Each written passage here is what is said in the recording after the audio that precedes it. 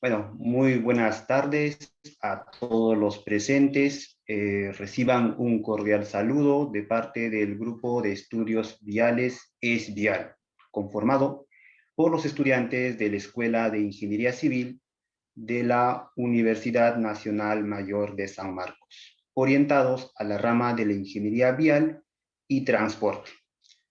Bien, primero quiero agradecer su presencia y el tiempo que nos están brindando para el desarrollo del evento. Sean bienvenidos a esta nueva jornada, la cual nos trae interesantes ponencias. Esperamos que sea de su agrado y que a su vez esta pueda contribuir a su desarrollo profesional.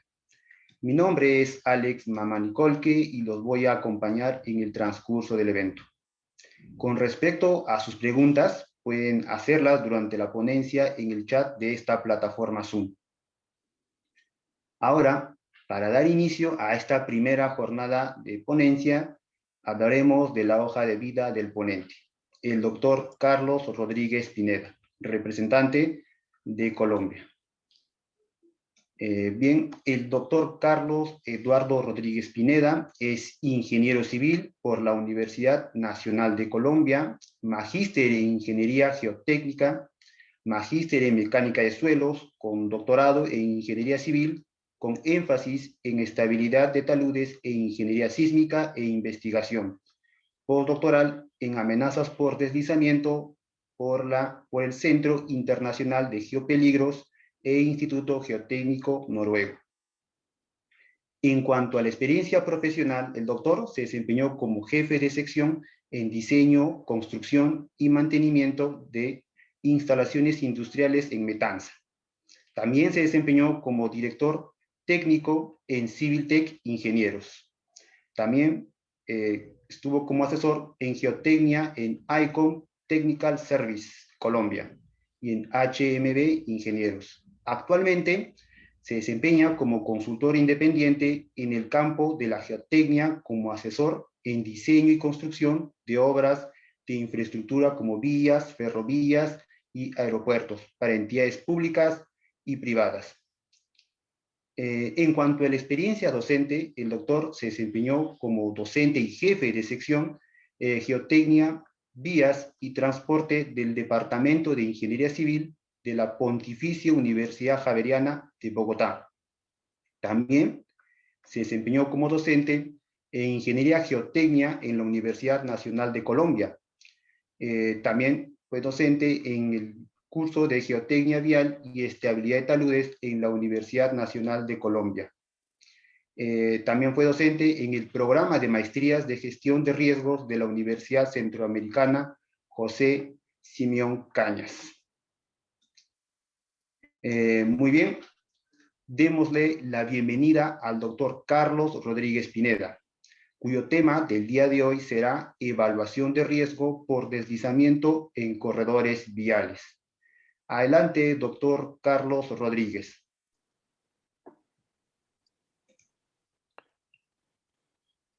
Buenas tardes a todos. Muchas gracias, Alex.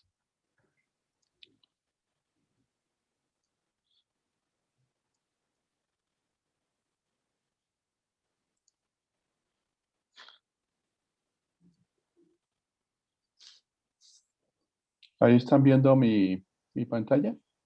Sí se ve, doctor. Bueno, muchas gracias. Pues inicialmente agradecer a Esvial la invitación a participar aquí con la conferencia. Tan pronto recibí yo la invitación, el primer reto fue definir qué tema. Y digamos que he venido trabajando desde hace unos años en evaluación de riesgos, no solamente para vías, sino para diferentes tipos de infraestructura. Y entonces me pareció interesante como compartir varios resultados de lo que hemos venido trabajando tanto en la Pontificia Universidad Javeriana, en la sede de Bogotá, aquí en Colombia, como en la Universidad Nacional de Colombia. Entonces, digamos que el tema es evaluación de riesgo para corredores viales debido a deslizamientos. El segundo reto era que hasta dónde llegar con el tema. Había dos opciones, o coger alguno de los trabajos de manera detallada, donde miráramos con cuidado la parte metodológica y resultados. Y el segundo era mostrar resultado de muchas cosas que hemos venido haciendo y que hemos venido tratando de integrar para llegar a una evaluación de riesgo. Finalmente opté por esta segunda. Entonces yo lo que les voy a mostrar son muchas cosas que hemos venido desarrollando a lo largo de tal vez unos 10, 12 años, enfocado a la evaluación de riesgos y en este caso pues me voy a concentrar en los temas que tienen que ver específicamente con corredores viales. Ahora no me quiso pasar. Bueno, ya.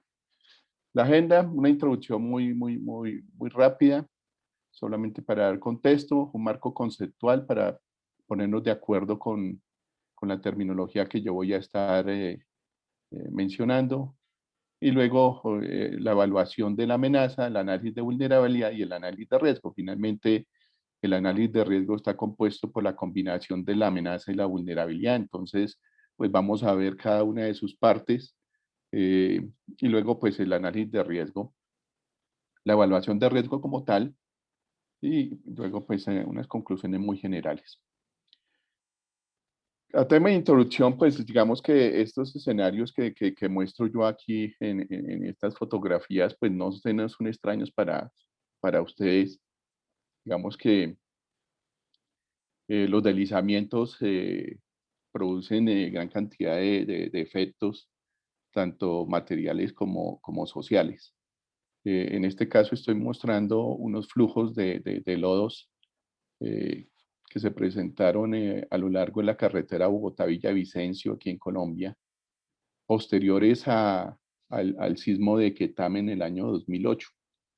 Estos flujos de detritos se dieron posterior al sismo. Estos no fueron cosísmicos, sino fueron posteriores al sismo.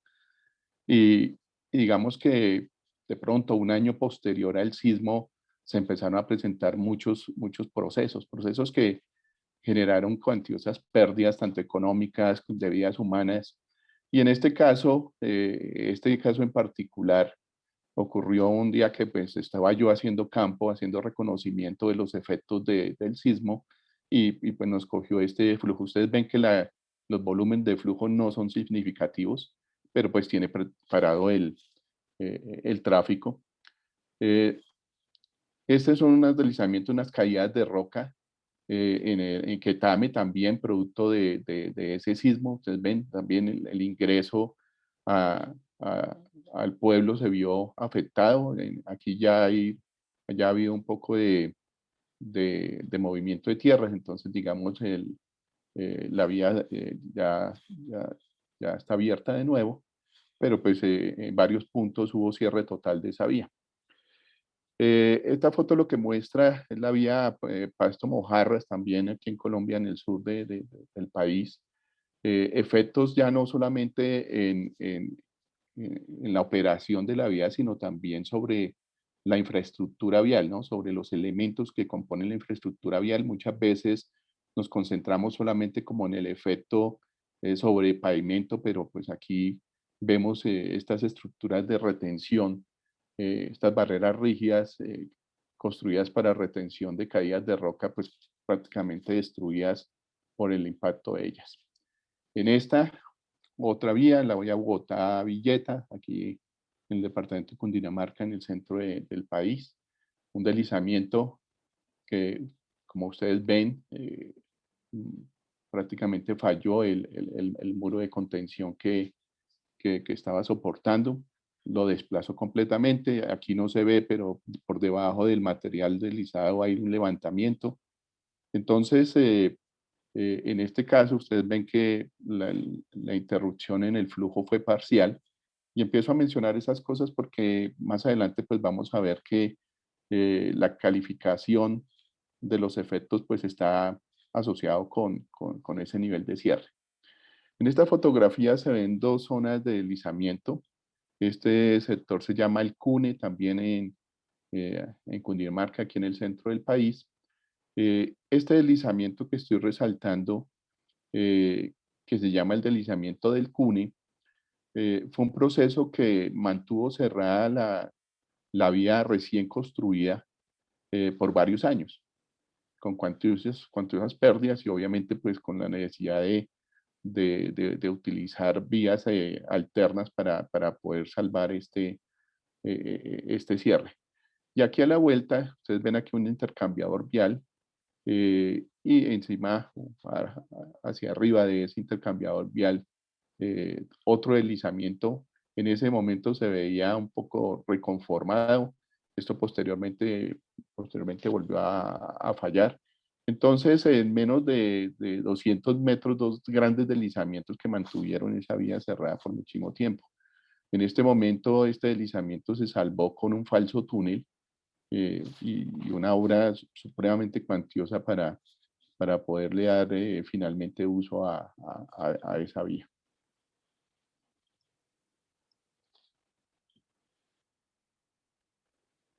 Esta fotografía muestra los efectos de deslizamiento entre la vía Pamplona-Bucaramanga, en Santander, hacia el suroriente del país, producto de las intensas lluvias del año 2010-2011, que en Colombia pues, fueron características por presentar eventos niña bastante intensos y generó gran cantidad de movimientos y en muchas ocasiones ni tanto por la cantidad, sino por la magnitud de los movimientos como se ve en este caso. Deslizamientos que completamente eh, movieron completamente las vías. Pasando al marco conceptual, entonces, en este esquema que he generado por el grupo de trabajo en gestión de riesgos del MIT, liderados por el profesor Einstein, digamos que muestra esquemáticamente el marco conceptual general de lo que es la gestión del riesgo. Voy a comenzar desde el rectángulo más interno, en donde tenemos la caracterización de los deslizamientos o la caracterización del peligro. El peligro o el evento amenazante, pues es el evento, ¿no? En nuestro caso, pues van a ser los deslizamientos y esa caracterización, pues tiene que ver con los mecanismos de falla, con la localización, con la determinación de volumen, distancias de viaje, velocidades en lo posible. Y una segunda parte de ese análisis de amenaza tiene que ver con la determinación de la frecuencia o la probabilidad de ocurrencia de esos deslizamientos. Luego, el análisis de riesgo es conjugar esta amenaza con un análisis de consecuencias. Y esas consecuencias, pues lo que tiene que incluyen es la identificación de los elementos en riesgo, que es la identificación de los elementos que pueden estar afectados por los deslizamientos. A esos elementos en riesgo hay que determinarles una vulnerabilidad, ya definiremos, y dentro de esa vulnerabilidad hay que determinar una exposición. Esa exposición puede ser espacial y temporal. Entonces, combinar consecuencias con amenaza, pues nos lleva a una estimación de riesgo. Estimar riesgo o análisis de riesgo no es otra cosa que cuantificar pérdidas. Las pérdidas que se pueden dar en un intervalo de tiempo, que normalmente es un año, o sea, son las pérdidas anuales que se pueden dar si se materializa una amenaza, o sea, si se materializa uno de los deslizamientos que se identifican. Hasta ahí es el análisis de riesgo. Y luego viene la evaluación de riesgo y la evaluación de riesgo consiste en comparar el resultado del análisis de riesgo, o sea, comparar las pérdidas calculadas contra criterios de aceptabilidad. Entonces, esos criterios de aceptabilidad pues están definidos por algunas restricciones sociales, por normativa y mucho por juicios de valor, porque finalmente los niveles de aceptabilidad terminan siendo subjetivos y dependen mucho de quién hace la evaluación y depende mucho de quién toma la decisión de qué es aceptable o no es aceptable. El resultado de una evaluación de riesgos básicamente son dos salidas. Una, el riesgo es aceptable o el riesgo no es aceptable. Si el riesgo no es aceptable, entonces viene la última parte, que ya es la gestión del riesgo, que es la implementación de planes de control y de mitigación de ese riesgo, que lo que buscan es llevar el riesgo a niveles que sean aceptables. Y eso se puede hacer de muchas maneras. Normalmente, pues, lo que nosotros hacemos para la mitigación, pues, es tratar de estabilizar, implementar obras, pero no es lo único que se puede hacer. Entonces, este es el marco general de lo que es la evaluación de riesgo. Aquí se identifican entonces tres elementos fundamentales. Uno, el análisis de amenaza.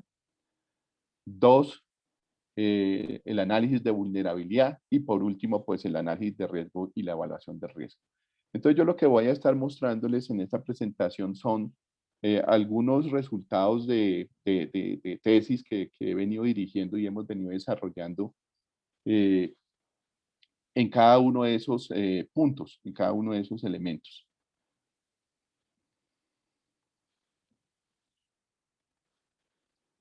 Normalmente nosotros definimos el riesgo como el producto de la amenaza por la vulnerabilidad, llamando amenaza la probabilidad de que se presente un evento de ciertas características que pueden ser un volumen, puede ser una velocidad, puede ser un área. Y la vulnerabilidad aquí la definimos como la probabilidad de que se presente o se supere cierto nivel de pérdidas o cierto nivel de daño. Lo común en deslizamientos es trabajar como variable de vulnerabilidad como el porcentaje del costo de los elementos expuestos que pueden ser afectados por el deslizamiento. Entonces, realmente nosotros calculamos más niveles de daño que probabilidades de daño. Y luego nosotros tenemos que ese riesgo, definido como la amenaza por la vulnerabilidad, si le ponemos el costo de los elementos expuestos, pues llegamos a la cuantificación de pérdidas. Y esa cuantificación de pérdidas, pues es el análisis de riesgo. Y si nosotros comparamos esas pérdidas contra unos criterios de aceptabilidad, pues ya estamos haciendo la evaluación. En este cuadro simplemente pues aparecen algunas definiciones un poco más desarrolladas. Simplemente lo que muestran ellas es que yo, para cuantificar el riesgo total, lo que tengo que hacer es sumar todas las pérdidas potenciales que se pueden dar por todos los potenciales deslizamientos que puedan afectar el elemento expuesto. En nuestro caso, los elementos expuestos van a ser todos los elementos que puedan estar asociados con la vía, en el corredor vial. Y ya más adelante pues mencionaremos cuáles se pueden considerar dentro de eso. En esta gráfica se muestra de manera conceptual, entonces, la definición de riesgo, que finalmente es la amenaza por la vulnerabilidad, amenaza la probabilidad de que ocurra un evento de ciertas características, la vulnerabilidad, la probabilidad de que se supere cierto nivel de daño si se da o se materializa ese evento. Y entonces el riesgo, pues estoy cuantificando la probabilidad de pérdidas en un intervalo de tiempo, o sea, la probabilidad de pérdidas anuales. La amenaza normalmente pues la calificamos, lo que tenemos aquí es una gráfica de magnitud o severidad del deslizamiento contra la frecuencia o probabilidad de que se presente el deslizamiento. Esto es una curva de recurrencia, que lo que muestra es que eventos de mayor magnitud son menos probables, eventos de baja magnitud son muy probables. En términos de vulnerabilidad, entonces aquí tenemos una curva de daño. Esta curva de daño lo que muestra es que a medida que aumenta la magnitud, en las ordenadas tenemos la magnitud, en las ábscidas, perdón, tenemos la magnitud o la severidad del deslizamiento y en las ordenadas tenemos el valor de la pérdida generada si se da ese deslizamiento. Esta gráfica lo que muestra es que los eventos más grandes pues, son los que producen mayores pérdidas. Entonces, si nosotros conjugamos estas dos variables, la amenaza y la vulnerabilidad, que es lo que tenemos en la tercera gráfica, pues tenemos la curva, la campana que aparece ahí. Eso es la definición estadística del riesgo. El riesgo es un concepto estadístico. El escenario más crítico en términos de riesgo, en términos de pérdidas, no está dado por el evento más grande. Es probable que el evento más grande sea el que más pérdidas pueda, más daños pueda generar, pero la probabilidad de que ocurra ese evento tan grande es muy pequeña. Entonces, probabilísticamente, el evento más grande no es el que más pérdida genera. Probabilísticamente, nosotros tenemos una combinación intermedia entre la magnitud del deslizamiento y la exposición o la respuesta o la vulnerabilidad de los elementos expuestos. Y por eso ustedes ven que el pico no aparece en los valores más altos de amenaza. Entonces, esto es importante porque el riesgo hay que pensarlo de manera probabilística. Entonces, vamos a empezar a mirar cada uno de esos componentes y cómo nosotros hemos lidiado para poder integrarlos para una evaluación del riesgo en corredores viales. Por último, en el marco conceptual está esta gráfica, algunos llaman las curvas FN. Esta curva lo que muestra es en las ordenadas la probabilidad anual de falla, entonces está la amenaza, la probabilidad de que se presente, la probabilidad anual de que se presente un deslizamiento de ciertas características, y en las abscisas lo que nosotros tenemos son las pérdidas generadas. Entonces, nosotros cuantificamos las pérdidas y si tenemos la probabilidad de que ocurra el deslizamiento y cuáles son las potenciales pérdidas que puede generar, pues nosotros tenemos un punto dentro de esta gráfica. En esta gráfica tenemos dos líneas generales. Esta primera de arriba que se llama marginalmente aceptable. Es una línea que si nosotros estamos por encima de esa línea, el riesgo no es aceptable. Y todo lo que caiga por encima de esa línea, pues toca implementar medidas de mitigación para llevarlo a niveles de aceptabilidad. La línea inferior es el riesgo aceptable. Entonces, este riesgo aceptable, si nosotros tenemos puntos por debajo de esa línea, en teoría es un riesgo que se puede aceptar y no debería haber ningún tipo de acción. Entre las dos líneas tenemos una franja de lo que se llama el riesgo tolerable, y el riesgo tolerable no es otra cosa que un nivel de riesgo que se puede asumir si se tiene un beneficio adicional. Entonces, por ejemplo, personas que trabajen en una cantera están expuestas a mayor riesgo, la probabilidad de que sean afectadas por un deslizamiento es mayor, pero el beneficio que tienen es, pues obviamente que tienen el trabajo. Entonces, esta gráfica, pues la hemos utilizado para hacer la evaluación de ese riesgo y ya miramos más adelante cómo. Comenzando con la amenaza, entonces nosotros definimos la amenaza como la probabilidad de ocurrencia de un evento capaz de producir daño en un espacio o intervalo de tiempo determinado. Entonces la amenaza es la probabilidad de que ocurra, pero esa amenaza o ese evento tiene que tener ciertas características. En nuestro caso, el evento está asociado con el tipo de deslizamiento, entonces no todos los deslizamientos generan el mismo nivel de daño, no todos los deslizamientos generan el mismo tipo de daño.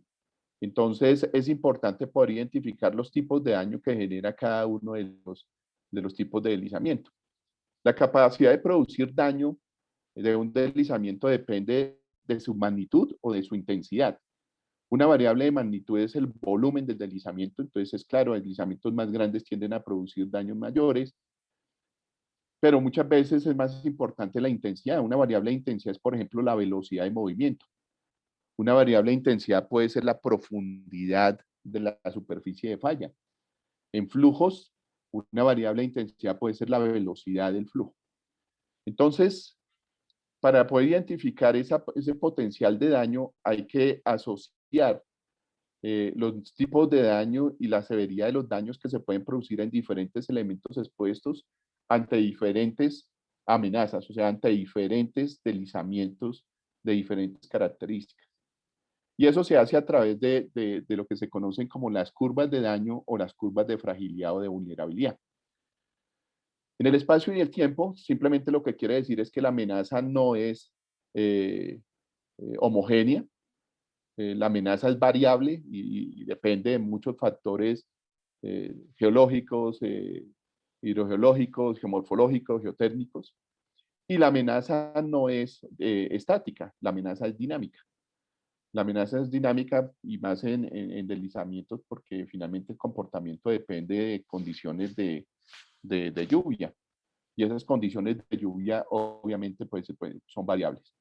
Entonces, partiendo de esa definición de amenaza, pues nosotros vamos a estar enfrentados a diferentes tipos de amenaza. Esta gráfica muestra esquemáticamente pues diferentes tipos de procesos. Aquí en la imagen superior izquierda pues deslizamientos rotacionales en suelos. Aquí en esta tenemos nosotros caídas de roca. Me voy a ir para este lado. Aquí tenemos flujos de detritos, aquí tenemos flujos de lodo. Entonces, el evento amenazante es diferente y las consecuencias que se puedan generar son diferentes dependiendo del tipo de proceso.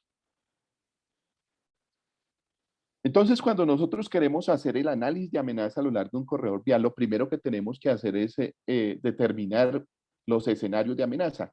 Nosotros llamamos escenarios de amenaza determinar qué es lo que puede pasar, en dónde se pueden presentar deslizamientos y qué tipo de deslizamientos se pueden dar.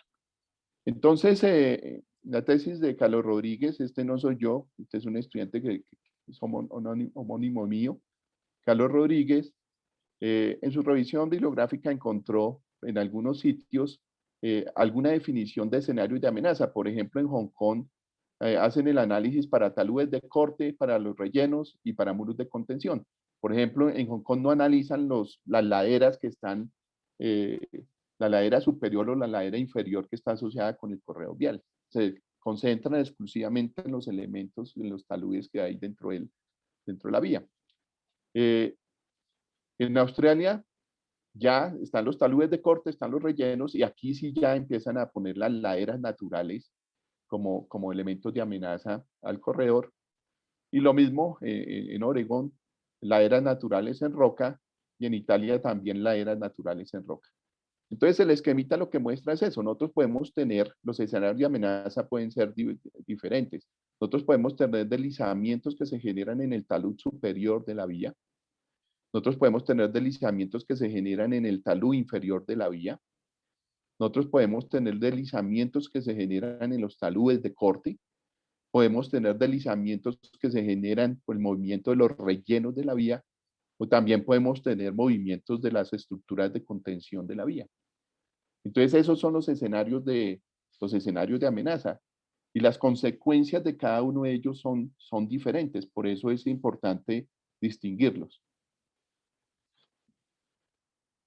Entonces, en esos escenarios de amenaza, nosotros encontramos que era importante determinar los tipos de terrenos sobre los que pasaba la vía. Entonces, tenemos diferentes escenarios de amenaza, pero esos escenarios de amenaza también dependen de la pendiente, también dependen de la topografía por la cual esté transitando la vía. En este caso, en terreno plano, pues nosotros lo que vamos a tener seguramente es un terraplén, un relleno, y la amenaza pues va a estar asociada a la estabilidad de ese relleno, o bien a la estabilidad de los taludes de ese relleno, o bien a la estabilidad por capacidad portante del relleno mismo.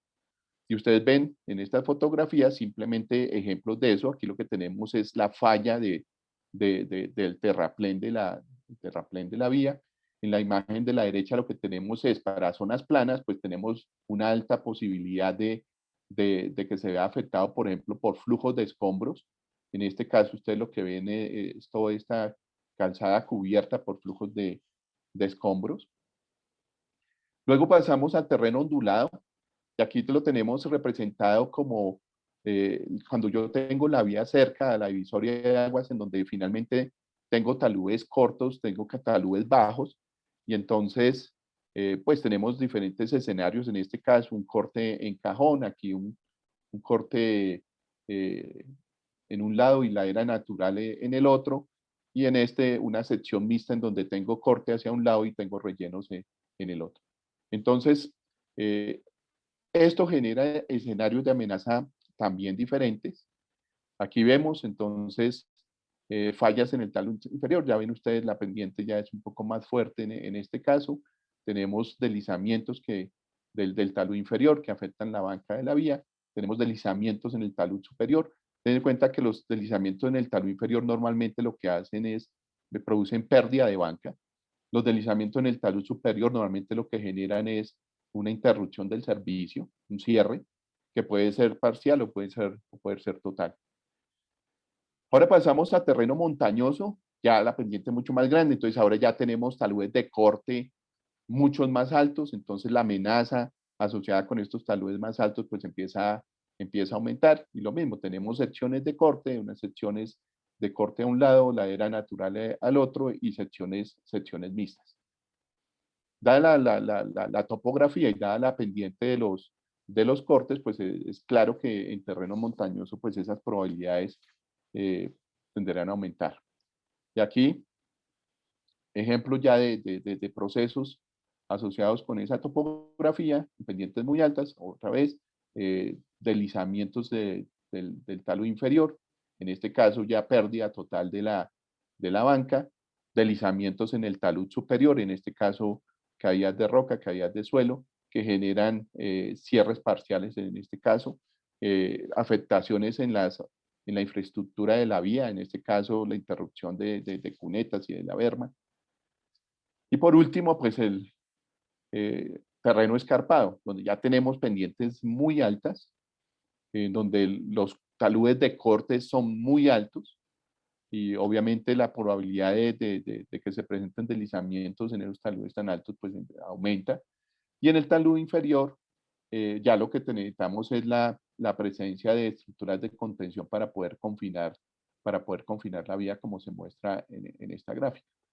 Entonces, esos escenarios de amenaza finalmente pues dependen también de las condiciones de la topografía del terreno natural por los cuales está transitando la vía. Y aquí dos ejemplos de fallas de talud superior en esos escenarios de topografía escarpada, donde prácticamente ustedes ven el cierre completo de la vía, y lo mismo en la figura de la derecha, una falla de banca de la vía completamente cerrada, bloqueada esa vía.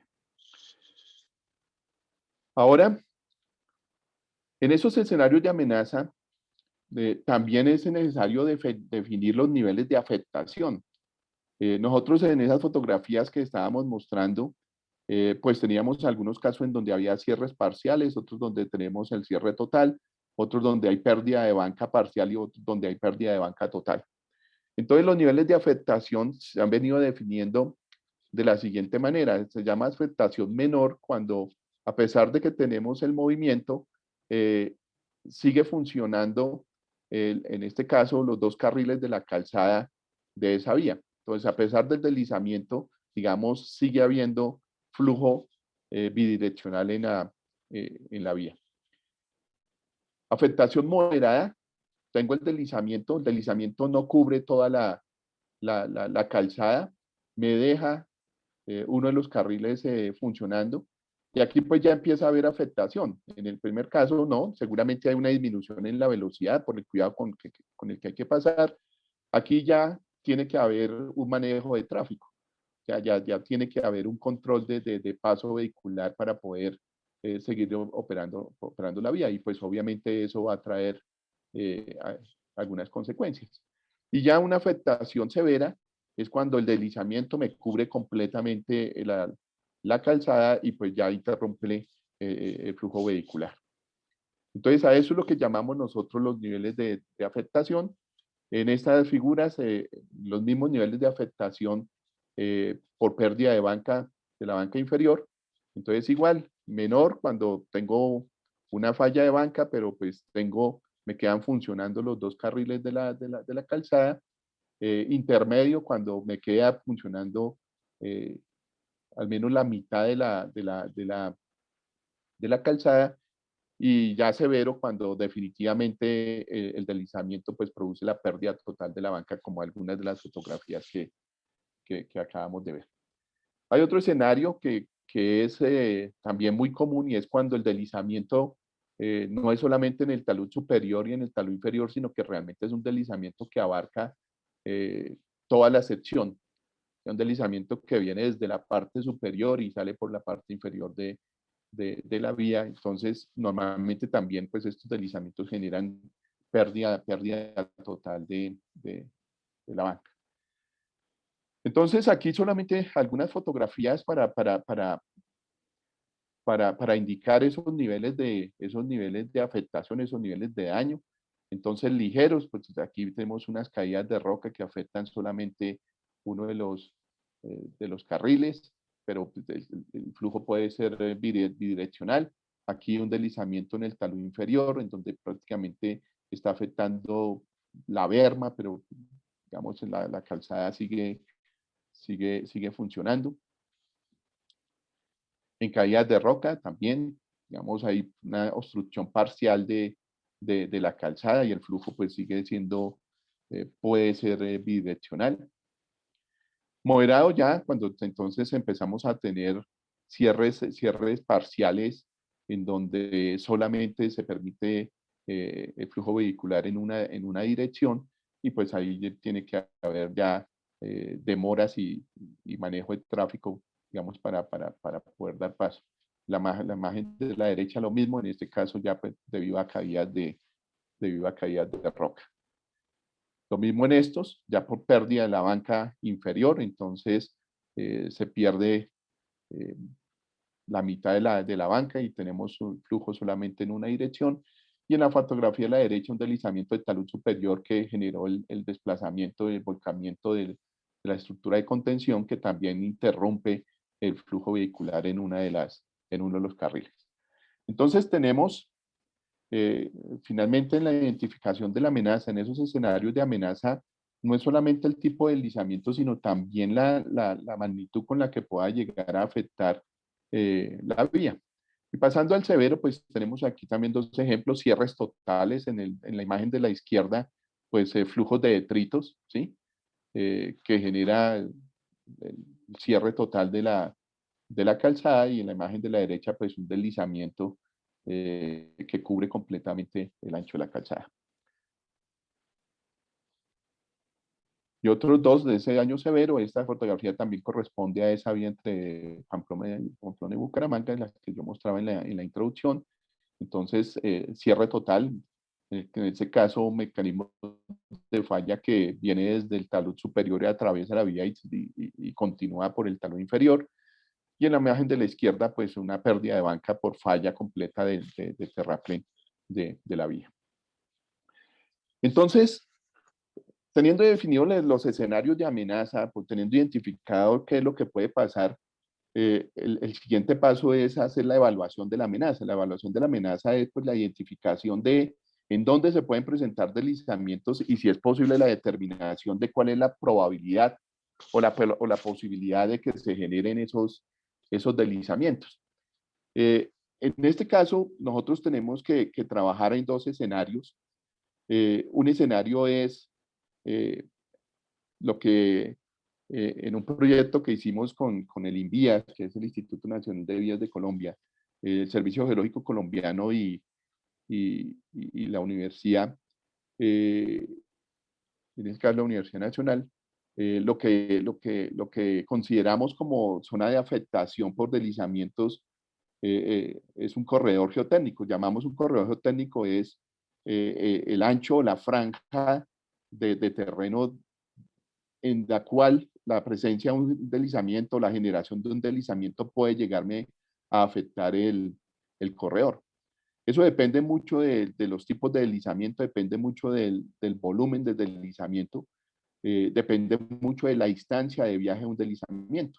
Hay muchos deslizamientos que se presentan en las laderas naturales que finalmente quedan depositadas en la misma ladera, pero muchos también llegan a la vía y pueden llegar a generar afectación parcial, cierre parcial o el cierre total.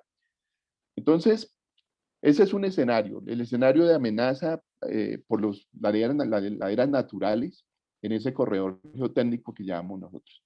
Pero el otro escenario es la inestabilidad de los elementos mismos de la vía, o sea, los taludes de corte, los rellenos, los terraplenes.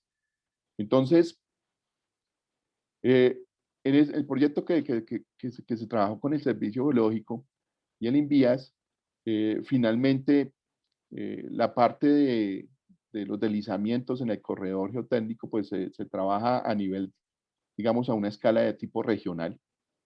Estamos hablando de escalas 25.000, escalas 10.000, porque en esa franja del corredor geotécnico, pues difícilmente se puede trabajar a la escala 2.000, a una escala de detalle. Pero los taludes, los elementos que están dentro de la vía, los cortes, los rellenos, pues eso sí se tiene que trabajar a escala de detalle. Entonces, estas evaluaciones de amenaza, pues las podemos diferenciar en esos dos sentidos. Por una parte, a nivel regional, pues nosotros, digamos que normalmente comenzamos con un análisis de susceptibilidad. A ese análisis de susceptibilidad le sumamos detonantes. Los dos detonantes fundamentales que se consideran son la lluvia y los sismos. Y digamos que de esa manera uno puede tener un mapa de amenaza a lo largo del corredor, poder identificar zonas de mayor amenaza, cuantificar de alguna manera las características de esos potenciales deslizamientos como el volumen, la longitud, y con eso pasar a hacer un análisis de vulnerabilidad y finalmente una cuantificación de pérdidas.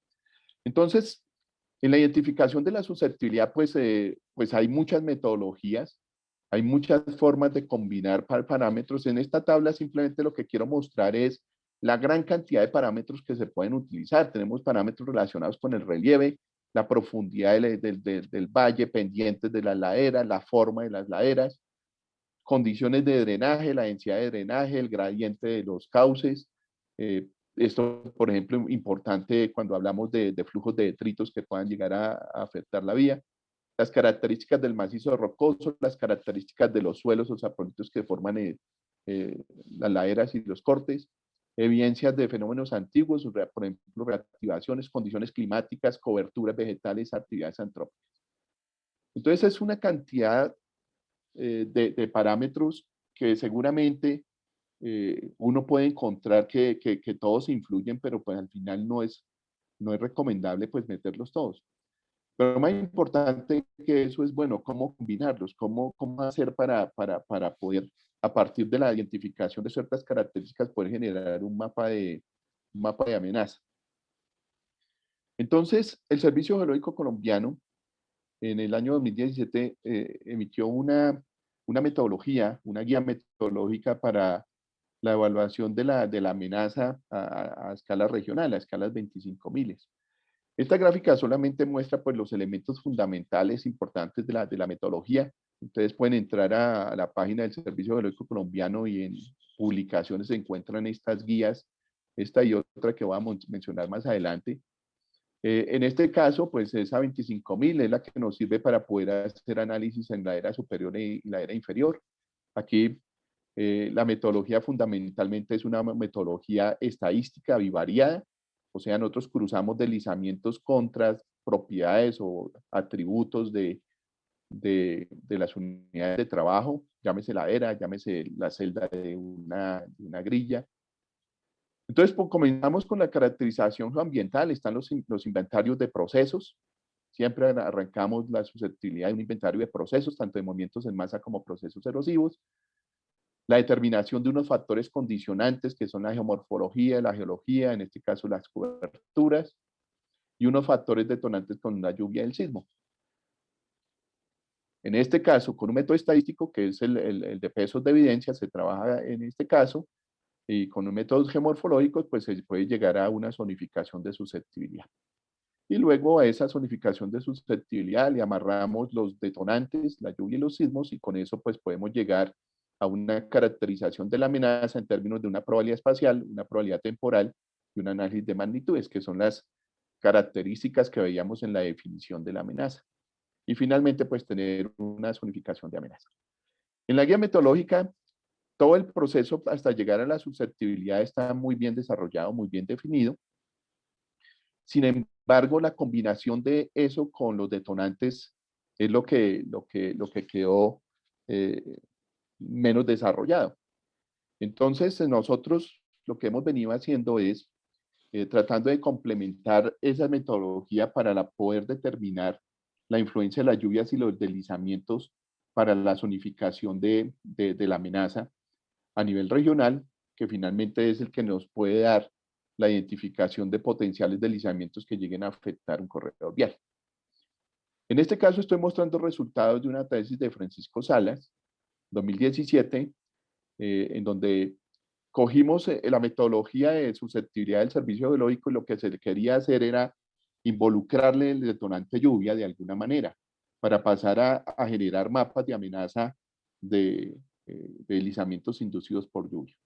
Arrancamos desde la zonificación, arrancamos desde la inventario de deslizamientos, todas esas manchas rojas que ustedes ven dentro de esa zona son los deslizamientos, el inventario de deslizamientos, muchos de ellos identificados a partir del procesamiento de imágenes aéreas y varios de ellos calibrados en campo con trabajo de campo. En este caso, la metodología de los pesos de evidencia, pues lo que hace es determinar un valor de ponderación, un valor de peso de diferentes variables y de diferentes categorías de variables. Pero nosotros podemos combinar de muchas maneras esas variables, nosotros podemos hacer muchas combinaciones de eso. En este caso solamente se tiene el aspecto del talud, que es la orientación, las coberturas, la curvatura del terreno, factores geológicos, la pendiente, las condiciones agrológicas del suelo y el uso del suelo. Pero ustedes ven aquí que hay 10 combinaciones diferentes. O sea, se combinaron esas variables de maneras diferentes, en algunas entraban unas, en otras no entraban. Entonces, y finalmente, pues lo que se hizo fue determinar 10 índices de susceptibilidad. En esta tabla se presenta la bondad, o sea, la función de éxito que tiene cada una de ellas. Ustedes ven, en términos generales, casi todas tienen una función de éxito bastante buena, por encima del 75%, que es buena, pero al final, en el caso particular, pues se escogió la que tuviera la mayor valor de índice de susceptibilidad, en este caso, la combinación 6. La combinación 6 involucra el aspecto del talud, involucra las condiciones geológicas, la pendiente, las condiciones agrológicas del suelo y el uso del suelo. Entonces, hasta ahí, pues digamos, la metodología fue la misma que aparece en la guía del servicio geológico. Estos mapas muestran la diferencia en el mapa de susceptibilidad al aplicar esas diferencias, esos diferentes modelos. Simplemente los invito a que miremos las escalas de colores y simplemente cómo cambian esas concentraciones de colores, por ejemplo, los rojos y los amarillos, que son amenaza alta y media. Entonces, combinando los mismos factores, pero combinándolos de diferentes maneras, den cuenta que los mapas cambian. Entonces, es una dificultad que se tiene con esos métodos, porque al final depende mucho del proceso de calibración. En el caso nuestro, eso se calibró con mapas de densidad de deslizamientos, y a partir de ese mapa de densidad de deslizamientos, pues también salió que esa propuesta 6 era la que mejor se ajustaba. Entonces, este viene siendo como el mapa de susceptibilidad final, pero es un mapa de susceptibilidad que todavía no tiene en cuenta los detonantes, y los detonantes son importantes porque los detonantes son los que condicionan la variabilidad temporal de los deslizamientos. Entonces, aquí, en este trabajo, lo que se hizo fue involucrar la lluvia, y para involucrar la lluvia se incluyeron dos parámetros. Un parámetro era el índice de humedad del terreno. Entonces, aquí las zonas más azules son en donde tenemos concentración de humedades, las zonas más verdes es donde tenemos menores humedades, y un mapa que muestra algo similar, y es este mapa de el índice de déficit de humedad en el suelo. Entonces, mayores humedades en las partes bajas, menores humedades en las partes altas.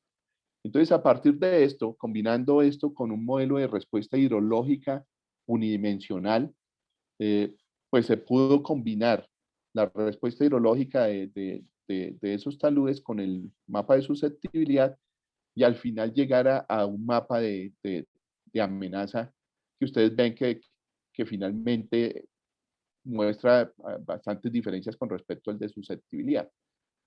Y eso simplemente porque en el de susceptibilidad nos pueden estar saliendo zonas de amenaza alta, por ejemplo, zonas en donde difícilmente puede haber acumulación de agua. Entonces, digamos que la inclusión de los detonantes realmente mejora mucho esa calificación y esa evaluación de la amenaza.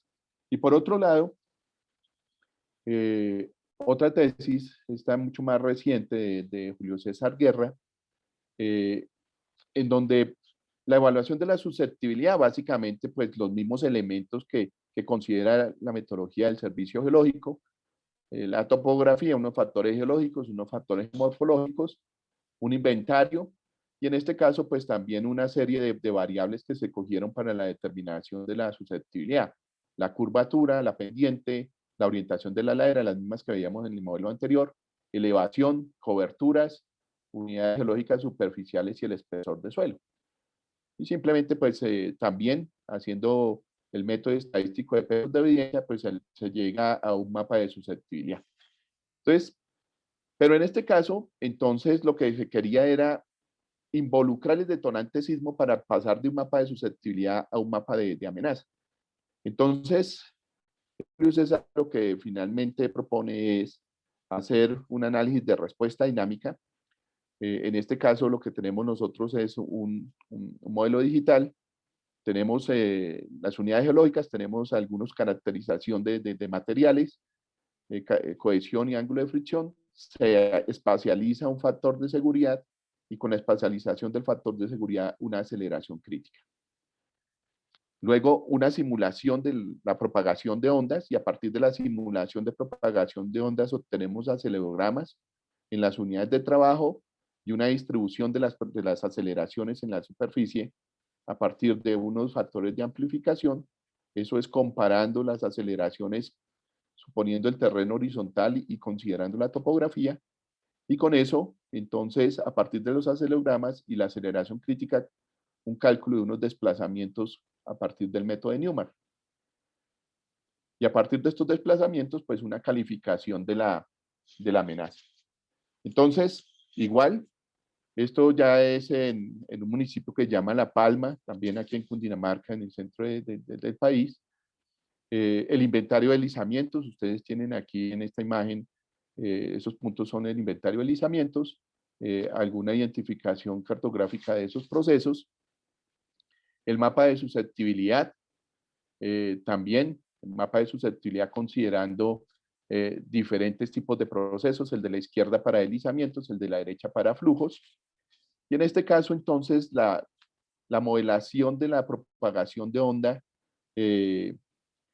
tridimensional, considerando la topografía. Y en esta figura, pues, se muestra las aceleraciones que se generan si el terreno no tuviera topografía. La de la derecha es sin topografía, o sea, como si fuera puramente plano. Y la de la izquierda, pues ya considerando los efectos topográficos. Entonces teníamos un mapa de aceleraciones y a partir del mapa de aceleraciones un mapa de desplazamientos y con ese mapa de desplazamientos pues el mapa de amenaza. Entonces finalmente digamos que la evaluación de la amenaza para esas laderas superior e inferior pues sigue los lineamientos generales de lo que normalmente se trabaja, diferentes metodologías, algunas poco más desarrolladas, otras menos, pero digamos que eso considero yo que se tiene solucionado. Ya pasando a los taludes de corte, a los taludes individuales, pues la propuesta es trabajar con la guía metodológica que sacó el Servicio Geológico Colombiano con la universidad. Entonces, tenemos una propuesta metodológica para hacer evaluación de amenazas a escala de detalle, insumos, la cartografía, modelo digital, las imágenes de sensores, catálogo de movimientos en masa, registros de lluvia y sismos e información complementaria.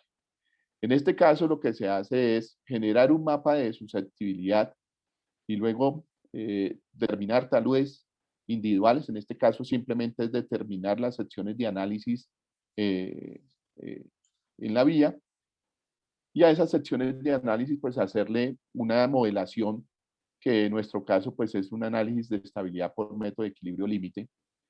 En el caso de suelos, en el caso de rocas se hace el análisis a partir del SMR romana, a partir de clasificación de macizos rocosos para estabilidad de taludes, y se hace la modelación de la estabilidad y simplemente se califica la amenaza o bien en términos de un factor de seguridad o en términos de un índice de confiabilidad, trabajando probabilidad de falla, o en el caso de macizos rocosos en términos del SMR romana. Entonces, en este caso, pues nosotros podemos tener una calificación y una zonificación de la amenaza a lo largo del corredor, pues por la metodología. Un ejemplo de eso, normalmente nosotros en el curso de estabilidad de taludes que dicto yo tanto en la Universidad Javeriana como en la Nacional, pongo a los estudiantes a hacer un estudio de riesgo por deslizamientos. La gran mayoría de ellos están asociados con corredores viales. Ustedes ven aquí, esa vía que ven ahí es la vía que va de Medellín a Quibdó, en Antioquia y Chocó, aquí en Colombia. Y entonces este deslizamiento, un deslizamiento que yo también tuve oportunidad de conocer, pues esta estudiante utilizó, yo saqué unas imágenes de su trabajo, y en este caso pues simplemente fue la identificación del tipo de proceso que ustedes ven en el deslizamiento, el momento de la ocurrencia del proceso, la vía completamente cerrada, una identificación del proceso y finalmente pues el proceso, la identificación de las condiciones de lluvia, las condiciones de sismo, la combinación de esas combinaciones la combinación de esos escenarios de lluvia y de sismo, y nosotros pues aquí lo que hacemos es la determinación de la probabilidad de falla para diferentes escenarios. Combinamos escenarios de lluvia, lluvias de 2, 33, 5, 10, 25, 50 y 100 años, para diferentes sismos y sismos de 31, 225, 475 y 975 años. Entonces uno puede determinar la probabilidad de falla de esos taludes y con esa probabilidad de falla en cada uno de los escenarios, pues construye una probabilidad total y con eso tiene una probabilidad de falla anual, que es el insumo pues, que se necesita para la evaluación de riesgo. Entonces, con respecto a la amenaza, pues uno puede estar trabajando en esos dos escenarios. Un escenario regional, que uno lo puede trabajar pues a esas pequeñas escalas en las que están definidos esas metodologías de estadísticas, pero ya los taludes que hacen parte de la vía, pues ya toca trabajarlos a escala de detalle, y pues digamos que nosotros lo hemos venido trabajando pues de manera probabilística, ¿no? A partir de análisis por confiabilidad. Ahora paso al segundo elemento, que es la vulnerabilidad. Entonces la UNDRO define la vulnerabilidad como el grado de pérdida de un elemento o un grupo de elementos en riesgo, resultado de la ocurrencia de un fenómeno natural, en nuestro caso el deslizamiento de una determinada magnitud. Entonces, para nosotros vulnerabilidad es esto, el grado de pérdida de un elemento. Eso mirando la ecuación de riesgo que veíamos al comienzo, ese nivel de pérdida es el porcentaje del valor del elemento expuesto que se puede perder si se materializa una amenaza. Entonces, en ese sentido, yo hice una revisión de cuáles eran las categorías, los niveles de daño, los niveles de pérdida que se asociaban con corredores viales y encontré muchísimas cosas. Aquí una calificación de las pérdidas o nivel de daño, ninguna, menor o leve, moderado, extenso o severo. Vía completamente abierta, vía abierta al tráfico, pero con reducción de la velocidad. Entonces, en esta columna, digamos, tenemos una descripción más hacia la parte operacional. Luego tenemos aquí en esto menor a 1 centímetro de movimiento, fracturas entre 1 y 3 centímetros, fracturas de más de 3 centímetros. Entonces, aquí estamos hablando más de desplazamientos. Luego hay otras que dicen no se requiere reparación, hay fracturamiento ligero del pavimento, etcétera. Y en la otra, 0 días de interrupción de tráfico, 100% de puesta en servicio. Entonces, al final encontramos que existían muchas variables con las cuales diferentes autores trataban de calificar esos niveles de daño. Nosotros nos casamos con estos. Aquí vuelvo a la tesis de Carlos Rodríguez. niveles de daño desde ligero hasta severo, asociado con diferentes magnitudes de los diferentes tipos de deslizamientos, caídas, volcamientos, deslizamientos, movimientos lentos o desplazamientos y flujos. Entonces, simplemente identificamos escalas, categorías para cada uno de ellos para poder calificar los niveles de daño que se generan en las vías. Entonces, en este caso, nosotros lo que necesitamos es poder asociar la variable de intensidad o de magnitud del deslizamiento contra el nivel de daño o el porcentaje de daño que se quiera. Por un lado tenemos las curvas de daño. Estas curvas que aparecen aquí son las curvas de daño que propone Gali y Gussetti en el 2007, en donde tenemos porcentaje de daño en función del área del deslizamiento. En esta gráfica la mitad para vías principales, en la gráfica a la derecha para vías secundarias, vías pequeñas. Entonces, digamos, la idea es que nosotros pudiéramos tener curvas de estas. Ustedes ven que estas curvas tienen una dispersión muy grande, o sea, para una determinada área, pues yo tengo niveles de daño que pueden ir entre 0.1 y 0.9. O sea, Gali y Gussetti proponen en su artículo pues unas funciones que son los valores medios de esas curvas, y en uno de los trabajos que vamos a ver más adelante, pues van a ver que nosotros trabajamos con eso. Ahora se encuentran algunas otras gráficas para tratar de desarrollar eso. Estas son las curvas de fragilidad.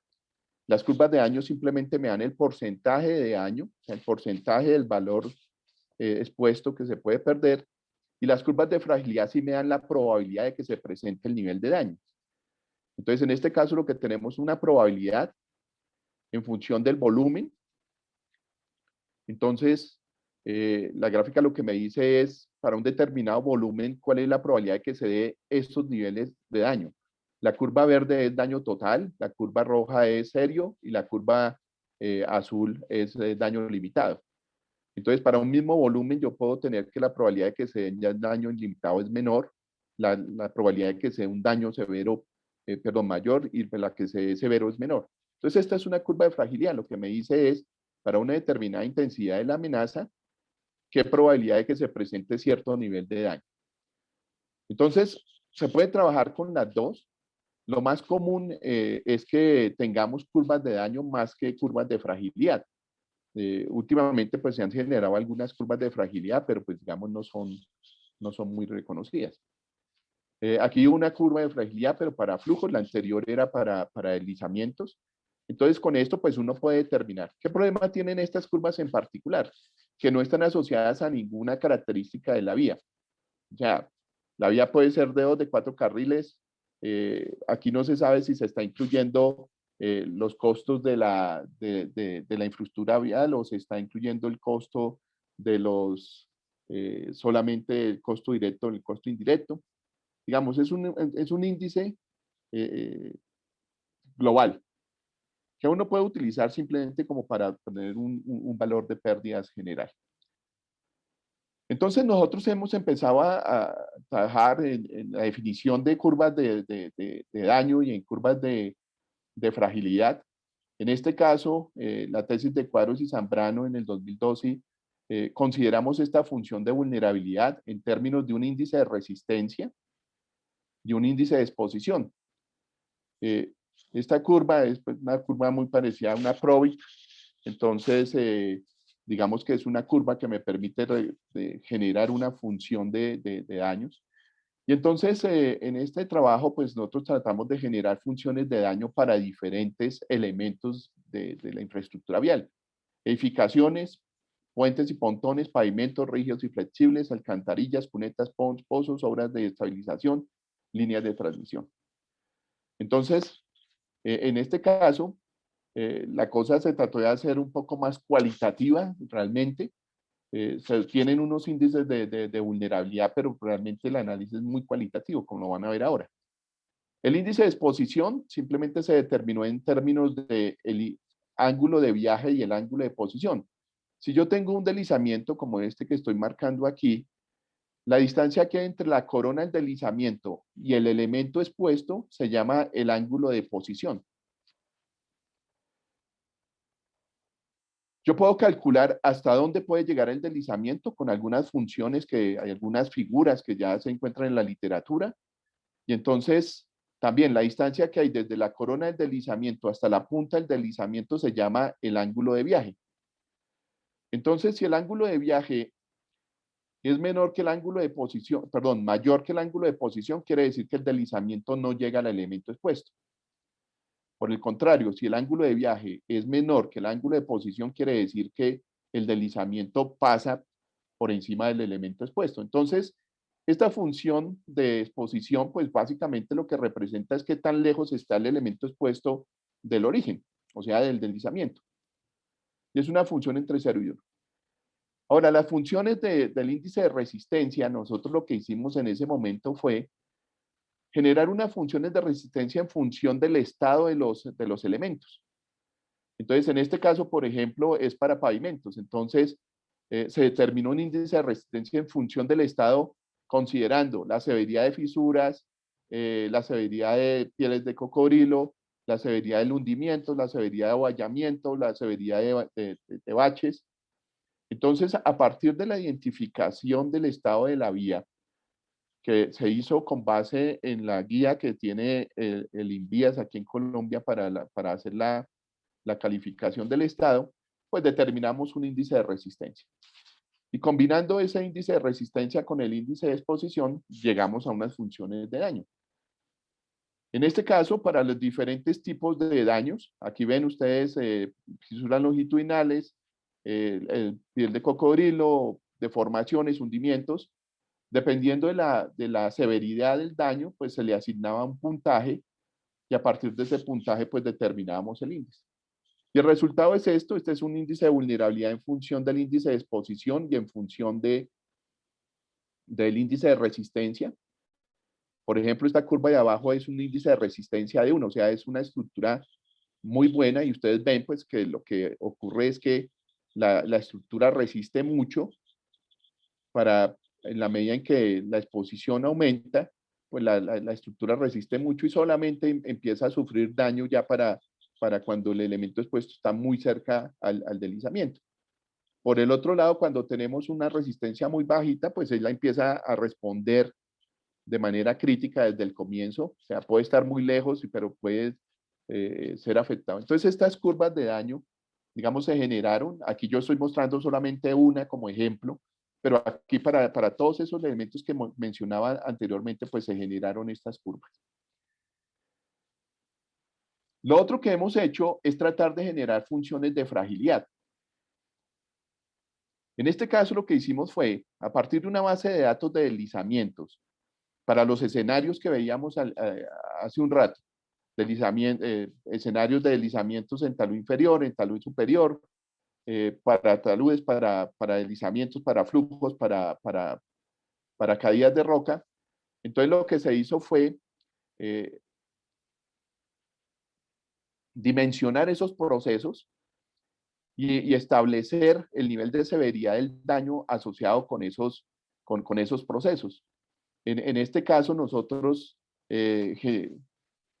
generamos las funciones a partir del orden de unos 200 deslizamientos. O sea, se hizo la identificación de unos 200 deslizamientos que habían afectado corredores viales, se identificaron sus dimensiones, se identificó el nivel de afectación que había generado con base en lo que veíamos anteriormente, si era cierre parcial, cierre total. Y a partir de eso, construimos estas curvas de fragilidad. Entonces, aquí tenemos la probabilidad de que se supere cierto nivel de daño. Entonces, en función del volumen del proceso, en este caso tenemos deslizamientos en el talud superior, y la gráfica lo que me dice, deslizamientos, por ejemplo, de 100 metros cúbicos, la probabilidad que genere el cierre total, pues es muy baja, pero la probabilidad de que genere, que no se genere cierre, pues se vuelve muy alta. En la medida en que el volumen del deslizamiento aumenta, pues la probabilidad de que haya cierre total es muy alta, y la probabilidad de que no haya cierre se vuelve prácticamente nula, total. Lo que quiere decir es que, por ejemplo, para que empiece a haber ya algún tipo de cierre, así sea parcial, con un deslizamiento del orden de 200 metros cúbicos se puede empezar a dar. Entonces nosotros generamos estas curvas, digamos, ustedes ven que hay unas que se cruzan, eso no las manipulamos, simplemente dejamos las curvas como nos dieron a partir de los datos, y pues generamos curvas para el talud superior, también unas curvas para deslizamientos que se generan en el talud inferior, unas curvas asociadas con caídas de roca y unas curvas asociadas con flujos de detritos. Entonces, pues tenemos algunas curvas que se pueden utilizar a partir del volumen del deslizamiento para determinar pues cuál es la probabilidad de que se supere cierto nivel de daño en esa vía. Y por último, lo que hemos venido haciendo es ya haciendo modelación de respuesta estructural de los elementos expuestos para determinar esos niveles de daño. En este caso, tenemos curvas de daño para puentes. Este es un deslizamiento, en el fondo ustedes ven un deslizamiento que afectó el apoyo de este puente. Esto es Puente de la Estampilla, esto es en Manizales, aquí en Colombia. Y aquí otro deslizamiento que movió el estribo de un puente. Entonces, en este caso nosotros lo que hicimos fue la modelación de la respuesta estructural, sometiendo la estructura a diferentes solicitaciones en términos de desplazamientos, en términos de esfuerzos. Entonces, esta es otra tesis, Alarcón y Toro, en 2017. Entonces, lo que hicimos fue modelar diferentes escenarios, suelos con diferentes espesores, diferentes sistemas de cimentación, los suelos con diferentes parámetros, diferentes posiciones de nivel de agua. Y lo que se hizo fue, pues, modelar primero las deformaciones, identificar desplazamientos en los elementos de la cimentación, pilotes, estribos, cimentaciones superficiales también, y determinar para esos elementos estructurales, pues algunas variables que podíamos relacionar con el daño. En este caso se trabajó con derivas, que es lo que está resaltado aquí arriba. Entonces hay unos valores de deriva que se pueden asociar con los niveles de daño. Y aquí abajo tenemos torsiones, curvaturas, perdón. Y entonces tenemos curvatura y también unos valores de curvatura que se pueden asociar con los niveles de daño. Y entonces lo que hicimos fue una modelación con elementos finitos, en este caso utilizando el programa RC3, modelábamos la estabilidad, modelábamos desplazamientos, y con los desplazamientos determinábamos los esfuerzos y las deformaciones de los elementos estructurales en la cimentación, y luego esos desplazamientos y esos esfuerzos que estaban aplicados en los elementos de cimentación se transferían a un modelo de diseño estructural. Entonces, todos los resultados que teníamos de la modelación geotécnica, veníamos y la metíamos aquí en un modelo de respuesta estructural, y con este modelo de respuesta estructural determinábamos deformaciones, derivas y curvatura de los elementos estructurales del puente. Y en este caso, entonces, definimos unas curvas de daño, por ejemplo, para pilotes, niveles de daño en función del desplazamiento. Las convenciones aquí son un suelo tipo 1, trabajamos diferentes tipos de suelos, un espesor de suelo de 5 metros, la profundidad del agua era variable, la pendiente era variable. Y entonces ustedes ven aquí que realmente los desplazamientos, para desplazamientos muy bajitos, aquí tenemos 60, 80 centímetros, realmente los porcentajes de daño que se llegan a dar son muy bajos. Y simplemente es porque tenemos un espesor de suelo muy pequeño, 5 metros. Pero si uno empieza a aumentar, por ejemplo, aquí tenemos para una pendiente de 20 grados, diferentes espesores, dense cuenta cómo el nivel de daño empieza a aumentar con el espesor. Aquí es muy bajo, den cuenta, aquí no llega ni al 2%, simplemente porque es una pendiente del 20%, o sea, es un terreno realmente muy plano. Pero si uno aumenta esa pendiente, y en este caso ya llegamos a 45% de pendiente con diferentes espesores, pues ya ven ustedes que uno sí ya puede estar llegando con desplazamientos de 1 metro, 1,5 metros a niveles de índices de daño del 25%. 25% que si yo lo cojo como un índice de vulnerabilidad, quiere decir que estoy esperando el 25% de pérdida del costo del puente. Y lo más reciente, esto, Ávila en 2021, una tesis que se sustentó hace unos 15 días, vulnerabilidad, curvas de vulnerabilidad funcional por hundimientos de pavimento. Entonces aquí lo que hicimos fue tratar de determinar cuál era el efecto de estas deformaciones. Ustedes ven aquí unos hundimientos, unas medialunas. Entonces queríamos modelar, determinar una curva de vulnerabilidad. Definía la vulnerabilidad en términos de cómo me afectaba el tráfico vehicular. Y en este caso la definimos en términos del cambio en la velocidad que se producía en flujo. Entonces, lo que hicimos fue modelar un tramo de vía con elementos finitos. Aquí también se trabajó con el RS3. Se combinaron diferentes inclinaciones de talud, diferentes estructuras de pavimento, diferentes tipos de materiales. Y lo que deseamos con la modelación es simplemente determinar unos perfiles de deformaciones verticales, perfiles de deformaciones laterales, y a partir de esas deformaciones la identificación de ciertos patrones de daño. Por ejemplo, la identificación en este caso como de medias lunas. Y entonces a partir de la identificación de esos patrones de daño, aquí lo mismo, unos hundimientos, aquí estamos mostrando los hundimientos. Entonces la determinación de los hundimientos que se daban por las deformaciones asociadas con la inestabilidad del talud inferior, pero también incluyendo la sobrecarga, las cargas debido al tráfico vehicular. Esta diapositiva simplemente es esquemática para indicar qué fue lo que se hizo. A partir de esos patrones que se modelaron, se determinó el PCI, el índice de calidad del pavimento, se correlacionó ese PCI con el IRI y el IRI se relacionó con las velocidades. Entonces, digamos que esas deformaciones que se modelaron a través de este proceso, que seguramente no es muy fino, pero por lo menos permite llegar a algunas conclusiones racionales con respecto al efecto que tienen esas deformaciones en la capacidad vehicular. Entonces, amarramos esas deformaciones a las velocidades y definimos un índice de vulnerabilidad de esta manera. 1 menos la velocidad final sobre 80, trabajamos 80 porque es la velocidad de diseño. Entonces aquí la idea es qué tanto me cambia la velocidad con respecto a la velocidad de diseño. Aquí no llega a 1 porque 1 es cierre total. Entonces nosotros no incluimos dentro de la modelación procesos de inestabilidad completos de la banca, sino simplemente esas deformaciones que se dan por deformaciones del talud inferior. Y obtuvimos esta curva, una curva que ustedes ven que es bastante bien definida. Los puntos, no hay una dispersión muy grande con respecto a eso. Y a partir de esa curva se pudieron definir como algunos valores representativos para calificar la vulnerabilidad. Por ejemplo, para desplazamientos de 20 milímetros podemos estar hablando de un índice de vulnerabilidad de 0,25 y a eso lo llamamos bajo. Ya cuando llegamos a 40 milímetros tenemos un índice de 75%. Acuérdense que este índice de 75% quiere decir que ya me genera una reducción en la velocidad del 75% en el flujo vehicular. Y ya por encima de eso, pues tenemos una vulnerabilidad alta.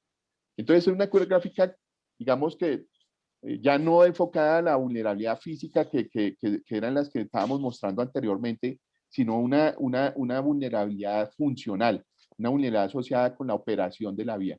Y esto simplemente, las gráficas en función del ángulo de inclinación del talud, se ve que el ángulo de inclinación juega un papel importante, pero al final nosotros decidimos definir una sola curva de fragilidad.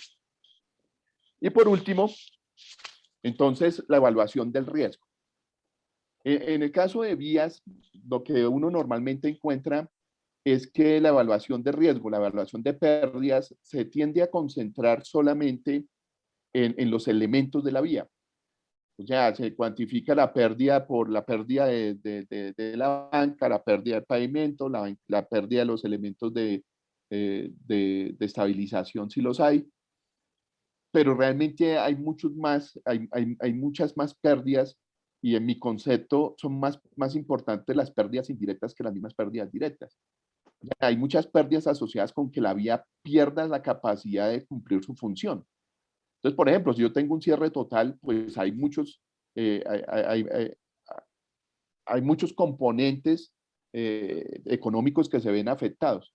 Entonces, uno puede calificar las pérdidas y los daños de diferentes maneras. En este caso, están calificados, por un lado, los costos de los daños, por otro, costos de mitigación del riesgo, que también son algunos, en análisis de riesgo muchas veces se olvidan de estos costos de mitigación, que también hay que implementar.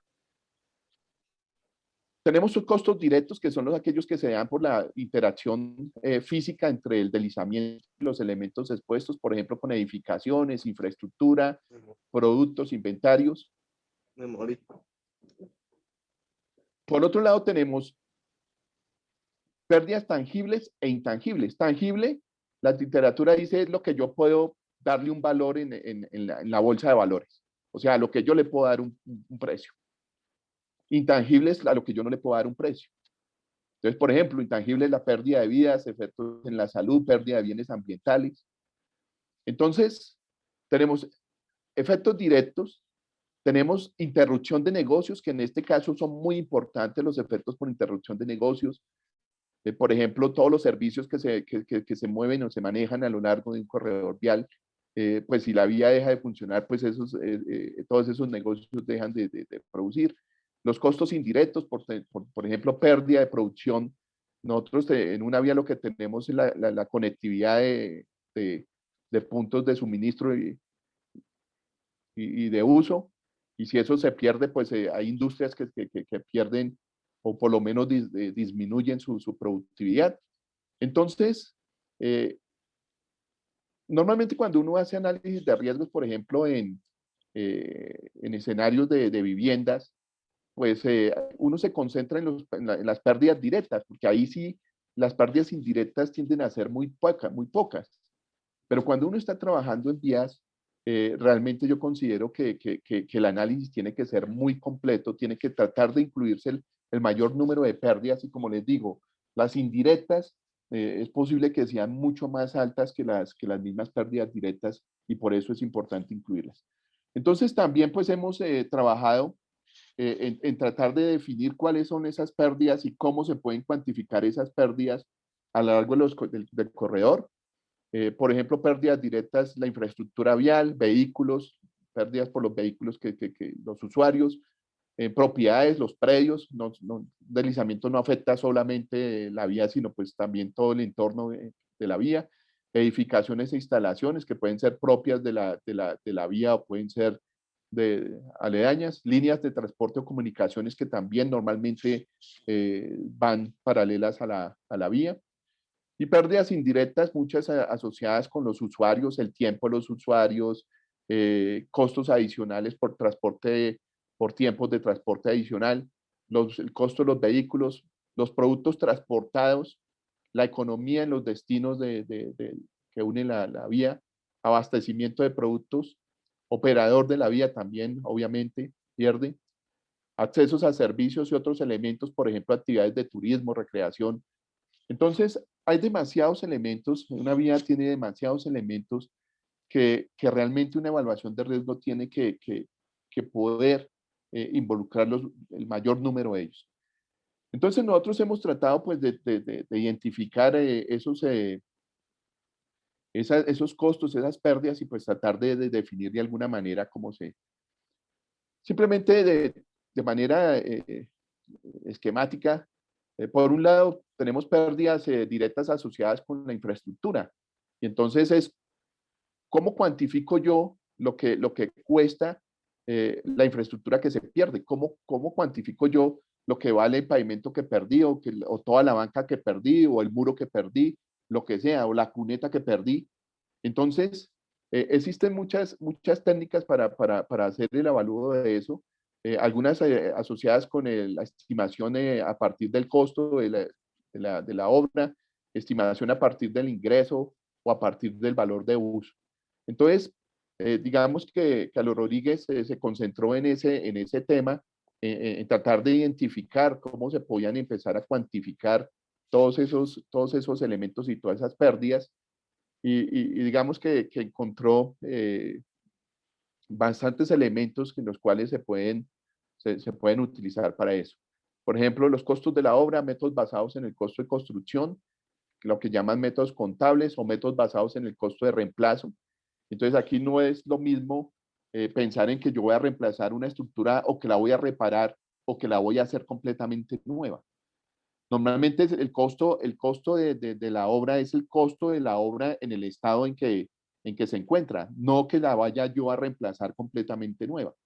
Entonces, pues hay unas técnicas que le permiten a uno estimar el valor de esos bienes asociados con la vía y considerar la variación de esos costos en términos del estado de la vía y en términos del tiempo desde la construcción de la vía.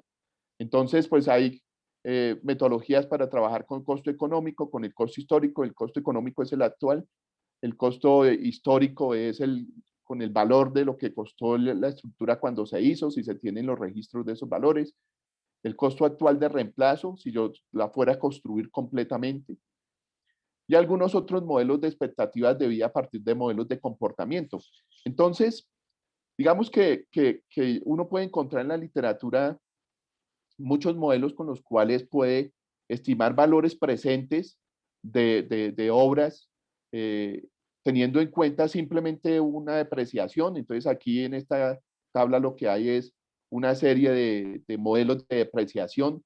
Estos que están aquí en esta no tienen en cuenta, por ejemplo, el estado de la vía, pero también ya hay unos modelos que le pueden permitir a uno determinar los costos actuales de un bien, teniendo en cuenta el estado del bien en el momento actual, y otros pues ya mucho más específicos para elementos viales, para bienes de infraestructura vial, por ejemplo puentes, culverts, pavimentos, muros, en donde se tiene en cuenta pues el periodo de vida útil de la estructura que tiene que ver con los criterios de diseño y que también tiene en consideración el estado actual de esos elementos.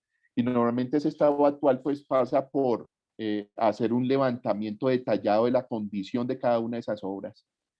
Y pues aquí una comparación de los diferentes modelos, pues hay modelos en donde la variación del costo, aquí lo que tenemos es el valor entre el 0 y el 100% del valor, siendo 100 el costo de la obra nueva, y en las abscisas tenemos la vida útil estimada, 100% pues es la vida útil de diseño. Y entonces pues se pueden ver, hay diferentes modelos que puede utilizar uno para estimar en un determinado momento cuánto sería el valor del elemento expuesto a partir del costo de construcción en su momento. Y entonces aquí, digamos, la idea no es mirar las ecuaciones como tal, pero simplemente indicar que hemos venido avanzando en considerar y en analizar cómo se pueden cuantificar ciertas pérdidas. Entonces aquí en las siguientes 5 o 6 diapositivas simplemente voy a mostrar cosas que hemos considerado. Costos directos de infraestructura. Entonces, por ejemplo, los daños a la infraestructura, el grado de pérdida, que es el índice de vulnerabilidad que salen de las gráficas que mostraba, por el valor actual de la obra, costos por la atención de la emergencia, por ejemplo, costos de señalización más el costo de remoción de los derrumbes, costo de reconstrucción, en este caso pues es el costo de las obras que toque reponer. Esos costos de reconstrucción, entonces, si es vía existente, entonces las cantidades de obra de la reparación de esas obras. Si toca hacer obra nueva, entonces es pues todo el proceso de conceptualización, diseño y construcción de la obra. Entonces, digamos, hemos empezado a definir como, de alguna manera, cómo cuantificar esas pérdidas. En la tesis de Sánchez y Urrego en el 2011, ellos también incluyeron algunas funciones, por ejemplo, esta para determinar el número de vías potencialmente afectadas por los deslizamientos, en términos del número de vehículos, la capacidad vehicular, el número de vehículos que pasan, en función de la ocupación o el porcentaje de ocupación de esos vehículos, y una variable de exposición en términos de la relación entre la longitud del vehículo y el ancho del deslizamiento. Algunas propuestas para los productos agrícolas transportados en función de, pues, obviamente, de las cantidades y los costos por unidad. Entonces, simplemente hemos empezado desde hace rato, y la última tesis, pues la de Carlos, a generar algunas funciones de cómo cuantificar esas pérdidas, no solamente las pérdidas directas, sino también esas pérdidas indirectas que mencionaba yo anteriormente. Y finalmente, pues la evaluación del riesgo. Vuelvo a esta gráfica que mostraba yo anteriormente, y pues digamos que nosotros hemos utilizado esta gráfica pues para hacer esa evaluación de riesgo. Simplemente calculamos la probabilidad de falla, calculamos las pérdidas potenciales, ponemos el punto aquí dentro de la curva y con eso pues determinamos si es aceptable o no es aceptable. Como un ejemplo, en Sánchez Urrego, que también es el mismo corredor que hemos utilizado siempre para hacer la aplicación, esto es Bogotá-Villavicencio, hemos cogido un tramo de 14, 15 kilómetros de esa vía y a esos 15 kilómetros pues le hemos hecho los análisis de todo lo que les acabo de mostrar. En este caso, tenemos un mapa de susceptibilidad. En ese momento, en el 2011, como no existía guía metodológica del servicio, pues digamos, utilizamos metodologías reconocidas, valores de asignación de valores de peso para cada una de las variables, pues finalmente tenemos un mapa de susceptibilidad a lo largo del corredor. En ese momento también involucramos lluvias, involucramos sismos, de manera diferente a lo último que les mostré al comienzo, pero pues metodológicamente similar. Cogíamos mapas de susceptibilidad, los combinábamos con un detonante de lluvia, lo mezclábamos con un detonante de sismo y finalmente teníamos un mapa de amenaza. Cruzábamos este mapa de amenaza con el corredor vial y determinábamos cuáles eran las longitudes de afectación del corredor vial y entonces sale un mapa, ahí, yo siento que no se ve muy bien, pero se ve un mapa de vulnerabilidad. Ustedes ven un mapa de colores ahí a lo largo de la vía, unos colores eh, amarillo, verde, amarillo y rojo. Simplemente la vulnerabilidad calculada a partir de esas curvas de Gussetti, de Gali y Gussetti que mostré anteriormente. Entonces teníamos ya un mapa de vulnerabilidad. El anterior para los elementos de la vía y este para elementos externos a la vía, construcciones. Y finalmente, entonces, calculado las pérdidas en cada uno de esos sectores, cada uno de estos puntos representa un tramito de ese tramo. Y entonces la calificación del riesgo. Aquí nosotros tenemos las probabilidades de falla que dieron esos deslizamientos contra las consecuencias, en este caso las consecuencias en miles de dólares. Y pues ustedes ven que algunas zonas están en riesgo no aceptable. Acuérdense, aquí arriba nosotros tenemos no aceptable y aquí abajo lo tenemos aceptable y la mitad es marginalmente aceptable. Eso simplemente quiere decir que en estos tramos se debería implementar alguna estrategia de mitigación. Estrategia de mitigación que puede ir en dos sentidos. Una, corrernos estos puntos hacia la izquierda, que es disminuir las pérdidas, por ejemplo, reducir la exposición, reubicar, realinear, cosas como esas. Pero también se puede disminuir este nivel de riesgo bajándonos verticalmente. Y bajándonos verticalmente es cambiando la probabilidad de falla, que es lo que normalmente uno hace con obras. Ahora, ustedes ven que moverse completamente horizontal hacia la izquierda puede ser muy drástico y costoso. Moverse verticalmente también puede ser muy drástico y costoso. Entonces, realmente la estrategia de mitigación debe buscar de pronto una combinación de las dos. Pues mucho más fácil coger estos puntos y venirnos diagonal para pasarnos a esta zona. O sea, una combinación de reducir la exposición y de reducir la amenaza. En este caso, para pérdidas de vidas humanas, entonces también una estimación de cuántos podrían ser los muertos potenciales que se pudieran dar en cada uno de esos tramos. Entonces ven que en este caso ya solamente tenemos ya muy poquitos puntos en donde la cosa es crítica, pero de todas maneras, pues esto tocaría mitigarlo. Y esto lo que permite, pues es que se pueda hacer una priorización de inversión en función de los niveles de riesgo que se puedan presentar a lo largo de la vía. Y Cuadros y Zambrano, digamos, trataron de hacer algo similar con esa metodología que les mostraba yo de determinar el estado de las obras y cuantificar los costos. Aquí un ejemplo, el caso de unas obras hidráulicas, en este caso unos canales, la determinación de su índice de resistencia y al final, pues, la determinación aquí en un tramo de vía, también coincidente con con el anterior, en un tramo de vía por la identificación de las obras, de los elementos expuestos dentro de la vía, la calificación de la amenaza. Esta calificación de la amenaza es el mismo mapa del anterior. Y lo único que aquí pues ya se hace una estimación de la vulnerabilidad en función del índice de resistencia en términos del estado, del índice de exposición en función de la distancia al deslizamiento, una cuantificación de costos y al final un valor, en este caso un valor por kilómetro en cada uno de esos sectores. Y con base en ese valor, una calificación del riesgo. Entonces, en este caso, pues una calificación de riesgo en 5 categorías en función del nivel de daño o las pérdidas esperadas. Y simplemente, entonces, también para cada uno de esos sectores, a partir de las pérdidas calculadas, una calificación de riesgo. Entonces, digamos que en eso es que hemos venido trabajando. Hemos apuntado a todos los elementos de la evaluación del riesgo, la amenaza, la vulnerabilidad, mucho la vulnerabilidad últimamente, y finalmente pues la cuantificación de las pérdidas. Solamente a modo de conclusión, existen metodologías de evaluación de amenaza por deslizamientos desarrollados con fines diferentes.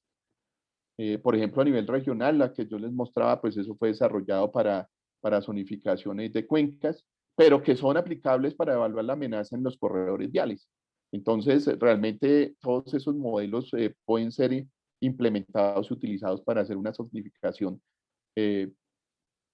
tanto para a nivel regional en la estabilidad de las laderas naturales, como a nivel de detalle para la evaluación de los cortes y rellenos dentro de la vía. Hace falta desarrollar funciones de daño y funciones de fragilidad para diferentes elementos expuestos a lo largo de un corredor vial. Yo lo que les he mostrado, lo que les mostré hoy es lo único que yo tengo. O sea, ahí faltan muchísimos elementos expuestos, faltan muchísimos tipos de movimientos para generar ese tipo de curvas. Y si uno quiere llegar realmente a una cuantificación del riesgo, así en términos monetarios, pues toca avanzar en determinar esas funciones de daño y esas funciones de fragilidad. Ustedes vieron que uno lo puede hacer tratando de hacer simulación numérica, uno lo puede hacer a partir de bases de datos como las que yo les mostraba, pero pues hace falta mucho trabajo en ese sentido. Una relación beneficio-costo en la definición de estrategias de mitigación se debe basar en la inclusión de las pérdidas directas e indirectas. Más en el caso de corredores viales, yo siempre he sostenido que en corredores viales las pérdidas indirectas son muy importantes, pueden ser más importantes inclusive que las pérdidas directas, y tenemos que avanzar en ver cómo podemos implementar esas pérdidas indirectas dentro del análisis completo. Aunque las pérdidas indirectas pueden ser más importantes en la evaluación de riesgo en vías, lo común es que se evalúen solo las pérdidas directas, en especial las asociadas con la infraestructura vial, lo que deja por fuera el análisis de pérdidas asumidas por los usuarios. Y ustedes ven que siempre que ocurren deslizamientos y hay cierres, pues realmente son los usuarios los que más sufren, los que más se ven perjudicados con las consecuencias de los deslizamientos. Y finalmente, tanto la amenaza como la vulnerabilidad del riesgo son cartografiables a lo largo del corredor, lo que permite la priorización de planes de inversión. Lo que yo mencionaba anteriormente, si uno puede llegar a una cuantificación del riesgo y puede uno hacer un mapa de colores a lo largo de la vía a partir de esa cuantificación del riesgo, pues esto se convierte en una estrategia de gestión vial. Y eso era todo lo que tenía para mostrarles hoy. Yo sé que fueron muchas cosas. Los invito, si están interesados en temas ya específicos de cada una de estas cosas que yo estoy mostrando, pues en los repositorios tanto de la Universidad Javeriana como la Universidad Nacional, pues ustedes encuentran todos estos documentos, o simplemente me pueden contactar, o a través de Esvial también pues podemos hacerles llegar las referencias de estos trabajos. Muchísimas gracias a todos, muchas gracias por la paciencia, por estar aquí. Ok, doctor, muchas gracias. Bueno, continuando con la programación, le doy el pase para la ronda de preguntas al compañero César Yamoca.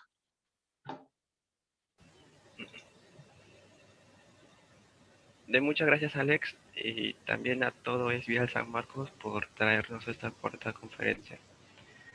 Continuando con la programación, se dará inicio a la ronda de preguntas que fueron recopiladas por este chat del Zoom.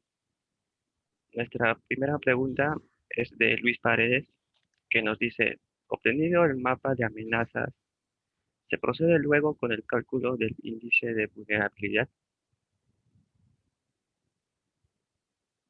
Sí, normalmente nosotros pasamos del mapa de amenaza, nosotros necesitamos definir, qué pena me estoy devolviendo aquí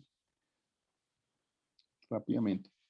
Nosotros tenemos el mapa de amenaza, pero además de tener la identificación de la amenaza, nosotros necesitamos determinar, bueno, voy a mostrarlo aquí. Nosotros necesitamos determinar de esas zonas de amenaza una variable de intensidad. Por ejemplo, aquí está el volumen. En esta gráfica está el área de los deslizamientos. El último ejercicio que les mostré yo a ustedes del mapa, trabajamos con el área y entonces a partir del área y con estas funciones determinamos esos índices de vulnerabilidad que son estas proporciones de daño. Y esos costos que cuantificábamos allá los multiplicábamos por este índice de vulnerabilidad para determinar entonces cuál era la pérdida probable. Y ya cuando uno suma las pérdidas de todos los elementos expuestos a un determinado deslizamiento, ese es el análisis de riesgo. Entonces sí, uno primero hace la amenaza y con las características de los deslizamientos de esa amenaza evalúa la vulnerabilidad. O cuando es cuantitativo, me perdonen, ahora me va a pasar aquí, o cuando es cuantitativo, él se cuenta aquí, también tengo el volumen del deslizamiento, y entonces yo entro a estas gráficas y yo puedo determinar entonces cuál es la probabilidad de que se supere un nivel de daño leve, por ejemplo, y yo este nivel de daño leve lo tengo asociado a un costo.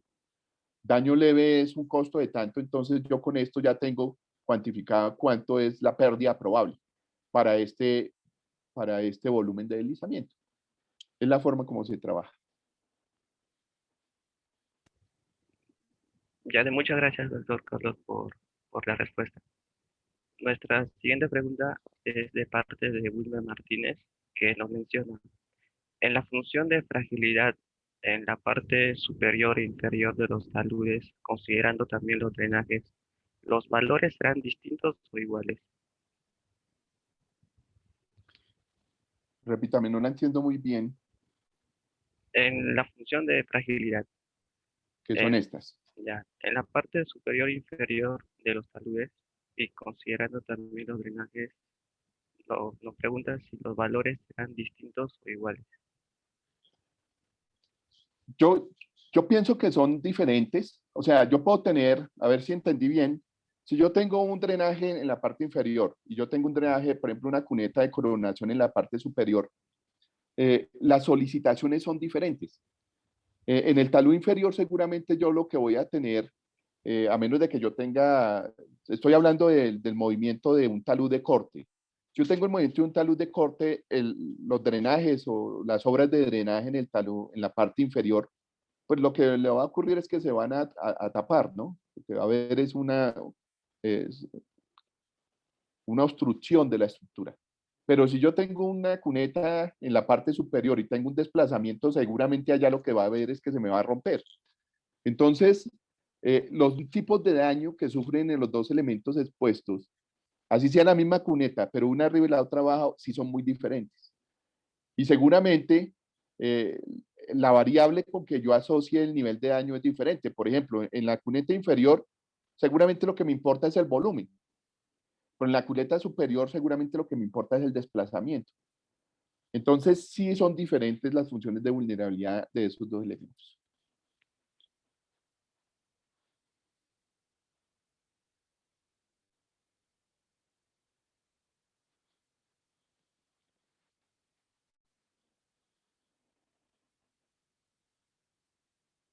No escucho nada.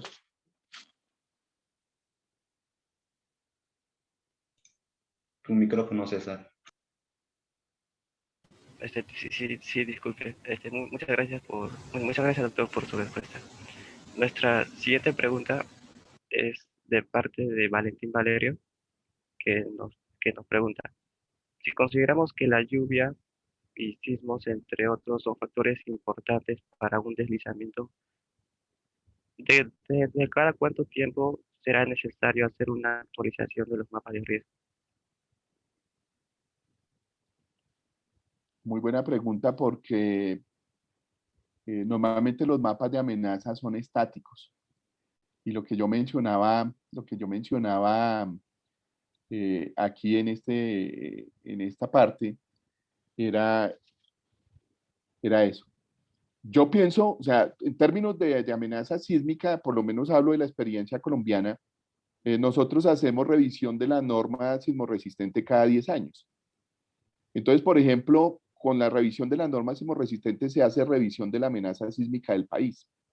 Entonces, cuando uno tiene actualización de la amenaza sísmica, pues debería inmediatamente hacer una actualización de los mapas de amenaza que tengan en cuenta los sismos. En el caso de lluvias, digamos que el problema está más asociado, en el caso de lluvias, el problema está más asociado es ahora con la variabilidad climática. Digamos que pues los procedimientos tradicionales de considerar las condiciones de lluvia a partir de un periodo de retorno, pues en algunas zonas se empieza a perder por lo menos algo de validez. Entonces, yo creo que aquí es importante tratar de amarrarse a esos periodos y a esos escenarios de cambio climático para, para ir actualizando. Esos escenarios de cambio climático también se van actualizando en la medida que van surgiendo más datos. Entonces, digamos que en la medida en que se vayan renovando esas fuentes de información, que son los insumos para la generación de estos mapas de amenaza, en este caso por lluvias, deberían irse actualizando. Ahí sí no sabría yo darle un periodo de tiempo definido, pero yo pensaría, yo me tendería a inclinar por los mismos 10 años de lo del sismo. Sí, sí, muchas gracias, doctor, por su respuesta. Tenemos una última pregunta que es de parte de Freddy Álvarez, que nos dice, de todo este análisis de vulnerabilidad de una determinada vía, se realiza independientemente si esta es de pavimento rígido o si es de pavimento flexible. No, yo alcancé, lo que pasa es que no incluí algunas cosas. Como les dije, opté por irme más hacia mostrar muchas cosas para mirar la integralidad de todo que concentrarnos en algo muy específico. Aquí, por ejemplo, en el trabajo de Cuadros y Zambrano, trabajamos diferentes funciones de vulnerabilidad o funciones de daño para pavimentos rígidos y para pavimentos flexibles. Y vuelvo a la respuesta muy similar a la que di anteriormente. Los niveles de daño y los tipos de daño que se pueden dar en esos dos tipos de pavimentos son diferentes. Por decir algo, si estoy hablando en términos de desplazamientos, pues los desplazamientos para pavimentos flexibles pues son mucho más exigentes que para pavimentos rígidos. Lo que yo mostré de la modelación numérica, en donde amarramos las deformaciones a las velocidades, eso lo hicimos para pavimentos flexibles, exclusivamente para eso. Seguramente si yo hiciera el análisis para pavimentos rígidos, procedimiento exactamente igual, seguramente la curva me da muy diferente. Entonces sí debería considerarse de manera diferente y tocaría buscar funciones de daño diferentes para cada uno de esos tipos de pavimento. Sí, muchas gracias, doctor Carlos Rodríguez, por su respuesta. Y de esta manera hemos culminado con esta sesión de preguntas y continuando con la programación le doy el pase al compañero Alex. Muchísimas gracias. Dejo de compartir, sí. Muchas gracias, sí, por doctor. Gracias, César, por el pase. Bien, Doctor, ¿tiene tal vez algunas palabras finales para los asistentes? Sí, no, solamente yo quisiera, digamos, yo me enfoqué por esta presentación como para eh, animar a la investigación, ¿no? Digamos que la evaluación de riesgo, todos hablamos de evaluación de riesgos, se volvió moda hablar de evaluación de riesgo, pero hay muchas cosas de la evaluación de riesgo que todavía no están definidas. Eh, la amenaza de pronto es lo que más tenemos desarrollado, eh, la vulnerabilidad pues muy poco y pues la cuantificación de pérdidas mucho menos. Entonces, simplemente animarlos a todos para avanzar en investigación, para integrar toda la investigación que hacemos con el propósito de mejorar, en este caso, pues la gestión vial. Uno puede hablar de esto mismo mirando otro tipo de escenarios, ¿no? Podemos hablar de viviendas, podemos estar hablando de tuberías, podemos estar hablando de instalaciones industriales y cada una de esas cosas tiene escenarios tan complejos como los que acabamos de ver. Entonces, nada, solamente pues invitarlos a investigar y a trabajar en el tema. Ok, doctor, muchas gracias. Bien, ahora, estimados participantes, los invitamos a encender sus cámaras para tomar la foto respectiva de la conferencia de hoy.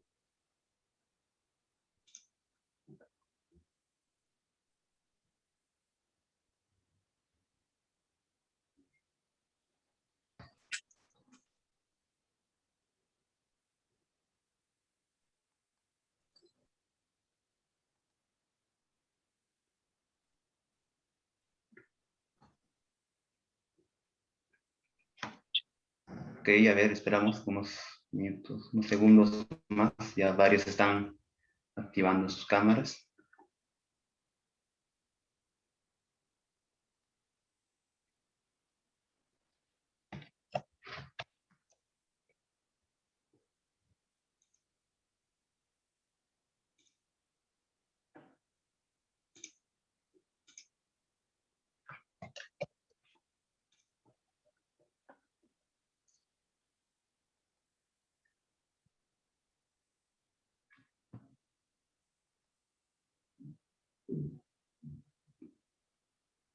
Ya, muy bien.